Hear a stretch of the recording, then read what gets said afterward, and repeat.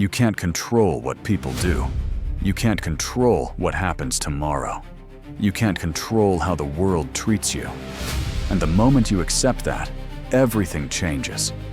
Because here's the truth, most people spend their entire lives running from.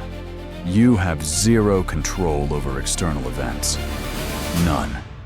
The only thing you control, the only thing you've ever controlled, is how you respond. And that response determines everything. Your peace, your power, your entire life. Marcus Aurelius wrote this almost 2,000 years ago. You have power over your mind, not outside events. Realize this, and you will find strength. Not happiness, not success. Strength. Because strength is what you need when everything around you is chaos, and the only solid ground is the choice you make and how you react. Let's be honest about what you've been doing. You've been trying to control things you can't.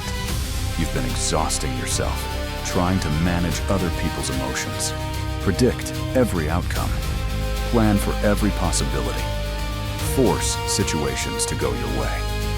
And it's destroying you, because every time reality doesn't match your plan, you break. Every time someone doesn't act how you expected, you spiral. Every time life throws something unexpected, you collapse. And the worst part, you think that's normal. You think anxiety is just part of life, that stress is unavoidable, that feeling out of control is how everyone feels. But it's not. It's what happens when you're fighting a battle you can't win, trying to control the uncontrollable. The Stoics figured this out thousands of years ago. They divided everything into two categories: things within your control and things outside your control. And here's the brutal truth. Almost everything is outside your control. Other people's opinions, the weather, the economy, your past, whether that person texts you back, whether you get the job, whether they stay or leave. All of it. Outside your control. So what is in your control? Your thoughts, your actions, your responses. That's it. And most people waste their entire lives obsessing over the 99% they can't control while ignoring the 1% they can. And that 1%? That's where all your power lives.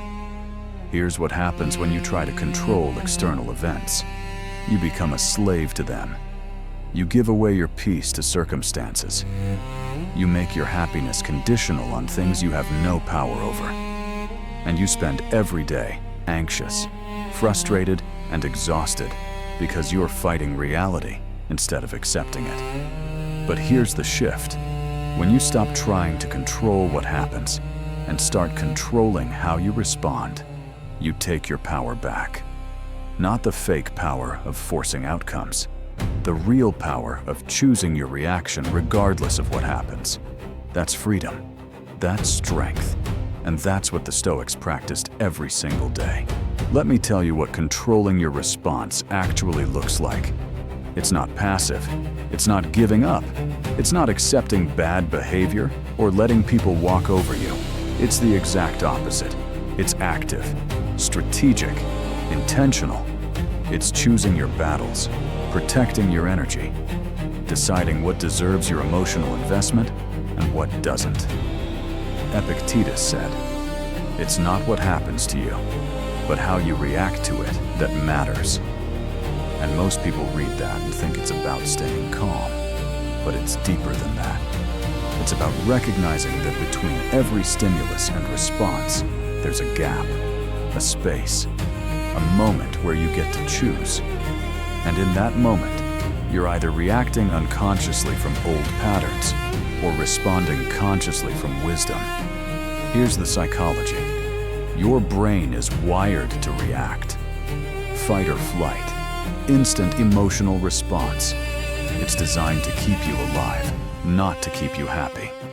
So when something happens, your brain floods you with emotion before you even process what's going on.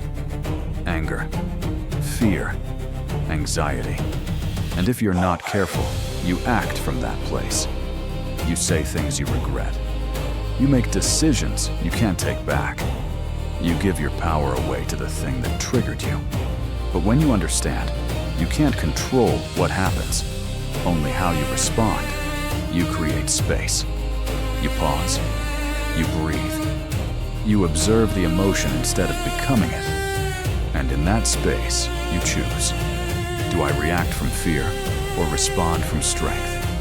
Do I let this derail me or do I stay grounded? Do I give this power over me or do I stay in control of myself? That's the practice. Not controlling outcomes, controlling yourself. And it's the hardest thing you'll ever do, because it requires you to let go of the illusion that you can force life to bend to your will. It requires you to trust that you'll be okay, no matter what happens. It requires you to stop trying to manage the external and start mastering the internal. Seneca wrote, "We suffer more in imagination than in reality." And he's right. Most of your suffering isn't from what's actually happening. It's from your interpretation of what's happening, your story about what it means, your projection of what might happen next. All of that is in your head, and all of that is within your control. Here's what most people don't realize. When you stop trying to control external events, you don't lose power. You gain it, because you're no longer at the mercy of circumstances. You're no longer waiting for the world to cooperate before you can be okay. You're okay right now, regardless. And that independence, that inner stability, is the most powerful thing you can develop. But it's also terrifying, because it means you can't blame anyone else for how you feel. You can't say, "They made me angry," or "This situation is making me anxious," because you're in control of your response. And if you're suffering, it's because you're choosing thoughts and actions that create suffering. That's a hard pill to swallow. But it's also the key to freedom. So how do you actually practice this? How do you stop trying to control what you can't and start mastering what you can? First, you identify what's within your control. Every time you feel anxious, stressed, or frustrated, ask yourself, what part of this can I actually control? Not what you wish you could control, what you actually can.